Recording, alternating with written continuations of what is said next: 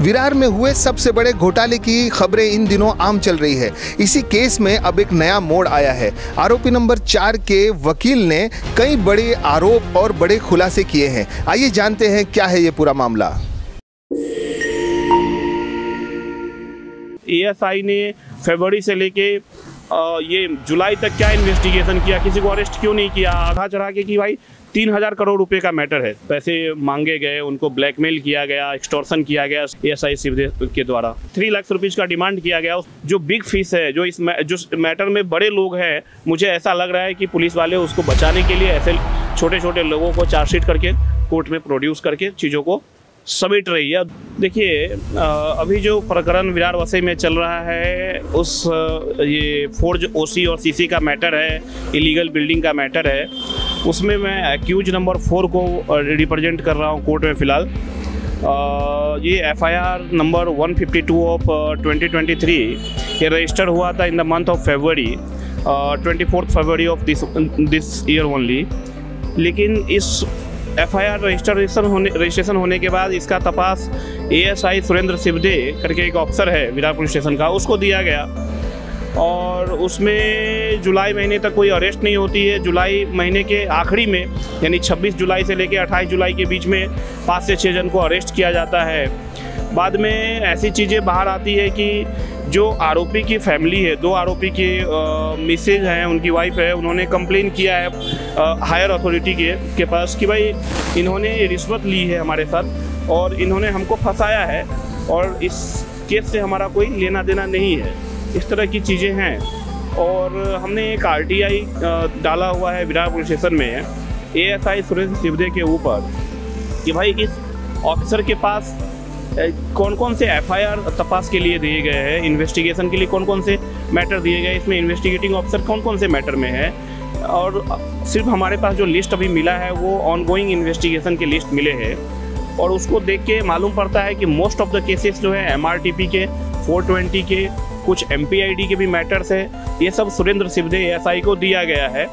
और समय समय पर अलग अलग बिल्डर ने, सो कॉल्ड बिल्डर ने कंप्लेन किया है सुरेंद्र शिवदे के खिलाफ कमिश्नर साहब के पास कि भाई ये सुरेंद्र शिवदे हम लोगों को डरा के, हमारे रिश्तेदारों को डरा के हमसे पैसा ले रहा है। लास्ट मंथ मेरा एक क्लाइंट है अजय पाठक, उन्होंने भी कंप्लेन ऐसे ही कंप्लेन की थी, उनको भी इस तरह से कस्टोडियल टॉर्चर वगैरह किया था, मार पिटाई किया था और पैसे वगैरह उगाही करने की कोशिश किया था एएसआई शिवदे ने। बाद में इस मैटर में भी ऐसे ही कंप्लेन आई। कंप्लेन होने के बाद जो आरोपी की पत्नी है वो मीडिया में भी आ गई। आने के बाद ऐसा हो गया कि सीनियर पीआई बोलते हैं कि हमने उनको अब इन्वेस्टिगेशन करने से हटा दिया है और वो खुद इन्वेस्टिगेशन अपने हाथ में लिया हुआ है। बाद में उनको ऐसा लगता है कि मार्केट में इमेज खराब होगा, तो बाद में वो सारे मीडिया कर्मी को इन्विटेशन दे के, मैसेजेस के थ्रू बुला के वो अपनी चीज़ों को रखते हैं और बताते हैं बढ़ा चढ़ा के कि भाई 3000 करोड़ रुपए का मैटर है। 3000 करोड़ का अगर ये मैटर है तो ये छोटी बात नहीं है। पहली बात तो अगर इतने ह्यूज अमाउंट का मैटर है तो ये मैटर ईओडब्ल्यू को, जो एक स्पेसिफिक ब्रांच है महाराष्ट्र पुलिस का, उसको इन्वेस्टिगेशन करना चाहिए। एक एएसआई को आपने कैसे दे दिया। दूसरी बात, एएसआई ने फरवरी से लेके ये जुलाई तक क्या इन्वेस्टिगेशन किया, किसी को अरेस्ट क्यों नहीं किया। अगर वो लोग फोर्ज ओसी और सीसी आरोपी लोग यूज कर रहे थे, बना रहे थे, तो आपने उनको रोका पहले ही क्यों नहीं। इतने लोग, इतने कस्टमर्स बर्बाद हो गए। ये सारे क्वेश्चंस के आंसर देने चाहिए पुलिस को। और मेरी ये भी पुलिस डिपार्टमेंट से रिक्वेस्ट है कि ये जो करप्ट ऑफिसर्स है जिसके ऊपर एलिगेशंस लग रहा है, वो उनकी पर्सनल गाड़ी यूज कर रहे हैं आरोपी को पुलिस स्टेशन से कोर्ट ले जाने के लिए, कोर्ट से पुलिस स्टेशन लाने के लिए। उनके पर्सनल स्टाफ जो पुलिस ऑफिसर्स नहीं है, मैं सुरेंद्र शिवदे की बात कर रहा हूँ, 2-2, 3-3 पर्सनल स्टाफ वहाँ पे रखते हैं ये सब काम करने के लिए, ऑफिशियल काम करने के लिए। तो इस तरह से काम होंगी तो ये सब कैसा हो जाता है, आप भ्रष्टाचार को प्रमोट कर रहे हैं, ये करप्शन को प्रमोट करने वाली बातें हैं। तो ये भी एक विषय है, इस पे भी पुलिस डिपार्टमेंट को, हायर अथॉरिटी को, पुलिस कमिश्नर साहब को ध्यान देना चाहिए और ऐसे करप्ट अफसर्स को लगाम लगाना चाहिए। और ऐसे वाइट कॉलर्स क्राइम, आप एक ऐसे ऑफिसर को दे रहे हो जिसके ऊपर 2015 में ऐसे एलिगेशंस नहीं लगे हैं और कोर्ट ने उनके ऊपर जुर्माना भी 5 लाख रुपए का लगाया है कि एक बंदे को उन्होंने बंद करके किडनैपिंग का उनके ऊपर चार्जेस है, मारपीट किया था। तो ऐसे ऑफिसर जिसका रिकॉर्ड ऐसा है कस्टोडियल टॉर्चर इन्फ्लिक्ट करने का, आप वाइट कॉलर क्राइम से उनको दे रहे हो। क्यों? क्योंकि वो आसानी से लोगों को कस्टोडियल टॉर्चर करने का डर दिखा के पैसे वसूली कर सकता है। ऐसी बात है क्या? ऐसे तो मेरा ये कंप्लेन है और हमने यही चीज़ों को उजागर किया हुआ है। प्रशांत पाटिल की वाइफ ने उन्होंने कंप्लेन किया है सीपी साहब को, डीसीपी साहब को। उनका डिपार्टमेंटल इंक्वायरी भी शायद चालू हुआ है। एसीपी साहब ने कल उनको बुला के स्टेटमेंट रिकॉर्ड किया है प्रशांत पाटिल की वाइफ को, और बहुत सारी चीज़ें उसमें उन्होंने रिवील किया है कि किस तरह से उसके साथ पैसे मांगे गए, उनको ब्लैकमेल किया गया, एक्सटॉर्शन किया गया एएसआई शिवदेव के द्वारा। देखिए, अभी तक जैसा आरोप है ऐसा है कि एफआईआर जो है किसी स्पेसिफिक अक्यूज के अगेंस्ट हुआ है। उसके बाद ये जो प्रेजेंट अक्यूज है जिसको मैं रिप्रेजेंट कर रहा हूँ उसका एफआईआर में कहीं नाम नहीं है। लेकिन क्या वजह रही होगी जो पुलिस ने इनको भी बोला कि इस एफआईआर में मैं तुम्हारा भी नाम डाल दूंगा, नहीं तो 100 एंड 100 शायद 3 लाख रुपीज़ का डिमांड किया गया। उसमें से वो औरत बोल रही है कि 2 लाख रुपया उन्होंने एक्सटॉर्ट कर भी लिया आरोपी से, फिर भी वो लास्ट में 1 लाख रुपया नहीं दे पाए बोल के उनको अरेस्ट किया। बाद में दूसरे भी आरोपी लोग को अरेस्ट किया। इस तरह की चीज़ें दो पहलू है। पहली चीज़ें ये कि एएसआई सुरेंद्र शिवरे को ही most of the MRTP 420 and MPID के मैटर क्यों दिए जा रहे हैं, इसका भी इन्वेस्टिगेशन होना चाहिए।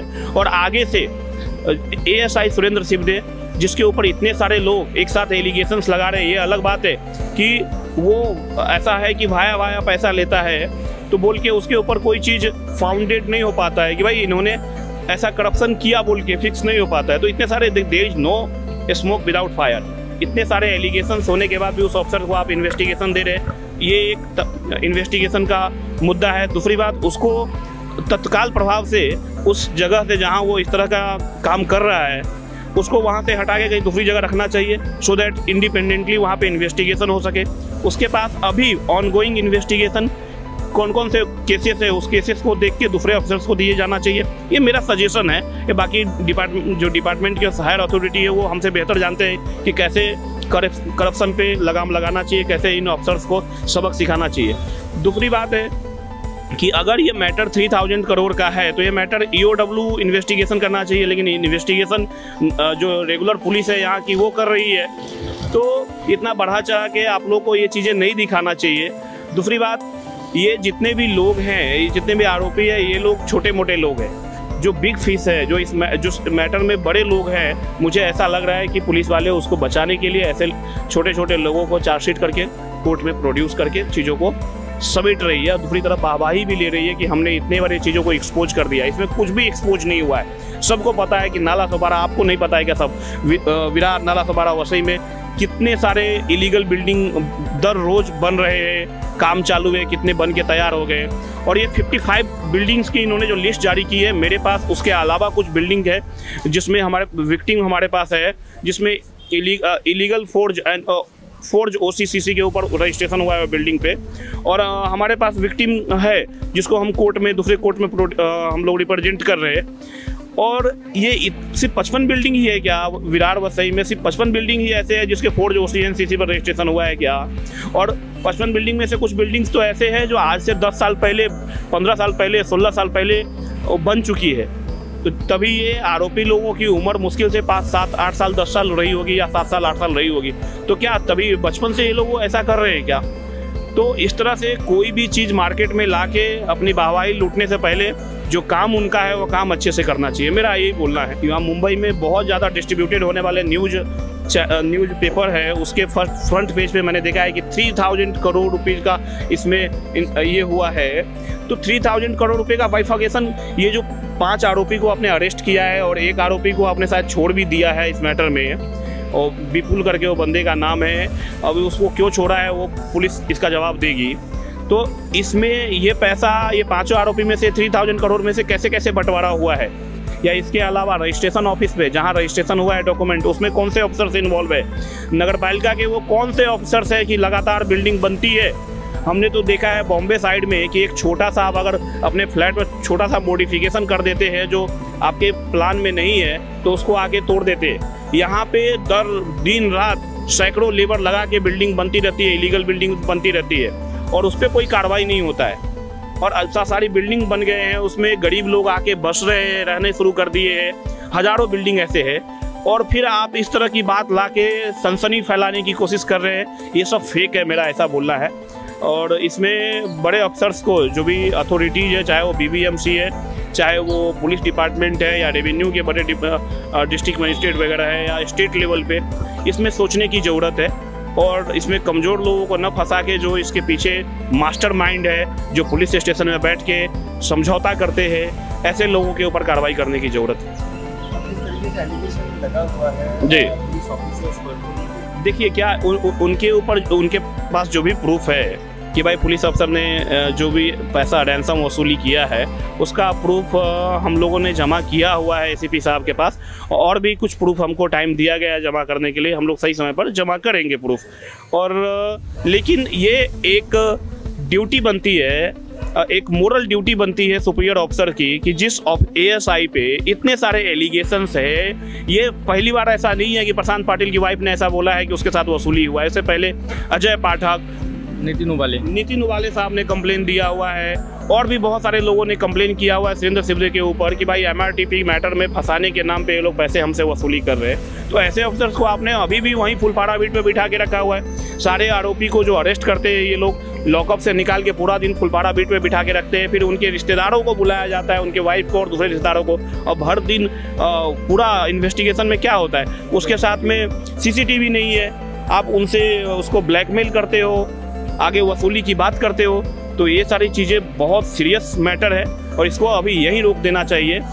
और मैं तो बोलता हूँ कि सुरेंद्र सिवदे के इनकम की जांच होना चाहिए, उनके पास प्रॉपर्टी की जांच होनी चाहिए, क्योंकि वो बता रहे थे, हमारा जब एक बार बातचीत हुआ था कि हमारे पास ये कुछ ग्रेप्स के बागान हैं उनके पास, यहाँ वहाँ, या जो भी प्रॉपर्टी है वो निकालना चाहिए कि किस किस के नाम पे इन्होंने क्या क्या प्रॉपर्टी बना के रखी है। एक वो ब्रीजा कार है, एक वो कार से 2 प्राइवेट सर्वेंट, एक ASI की कितनी सैलरी होती है कि 2 प्राइवेट सर्वेंट वो अफोर्ड कर रहा है, 24 घंटा उसके साथ में रहता है, वो as a official police officer काम करता है,